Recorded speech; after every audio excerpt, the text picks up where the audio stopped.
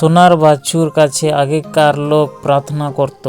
বাছু হায় হায়, লোকেরা এখন কি করছে? তারা একটা বাছুর কাছে প্রার্থনা করছে। কেন তারা এই কাজ করছে? ভিডিও ভালো লাগলে লাইক, শেয়ার, কমেন্ট করুন এবং সাবস্ক্রাইব করতে ভুলবেন না। ভিডিও না টেনে শেষ পর্যন্ত দেখুন। চলো তাহলে শুরু করি।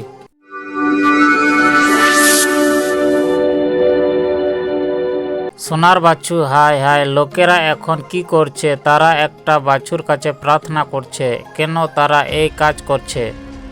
মুসি যখন দীর্ঘ সময়ের জন্য পর্বতের উপরে ছিলেন, তখন লোকেরা বলতে থাকে, মুসির কি হয়েছে আমরা জানি না, তাই চলো আমরা একটা দেবতা নির্মাণ করি যে আমাদের এই দেশ থেকে বের করে নিয়ে যাবে। ঠিক আছে, মুসির ভাই হারন বলেন, তোমাদের কানের সোনা দুল খুলে আমার কাছে নিয়ে এসো। লোকেরা যখন তাই করে, তখন হারন সেগুলো আগুনে গুলিয়ে একটা সোনার বাছুর নির্মাণ করেন।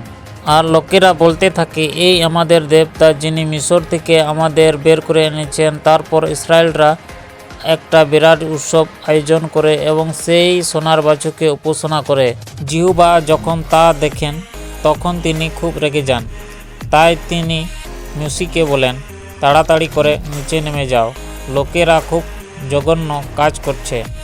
তারা আমার নিয়মগুলো ভুলে গিয়েছে এবং সোনার বাছুর সামনে পূর্ণিপাত করছে। মুসি তাড়াতাড়ি পর্বত থেকে নেমে আসেন, আর যখন তিনি কাছাকাছি আসেন তখন এটা দেখতে পান লোকেরা সোনার বাছুরে চারিদিকে ঘুরে ঘুরে নাচ গান করছে।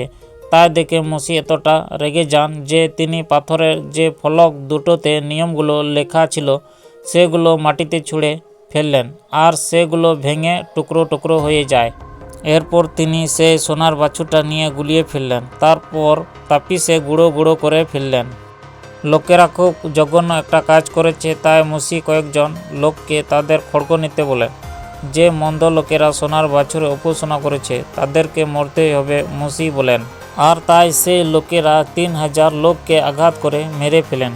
এটা কি দেখায় না যে আমাদের অন্য কোনো মিথ্যা দেবতা নয়, কিন্তু শুধুমাত্র জিহ্বাকে উপাসনা করা ব্যাপারে সতর্ক থাকা উচিত। যাত্রা পুস্তক 32 অধ্যায় 1 থেকে 35 কালি পর্যন্ত লেখা আছে।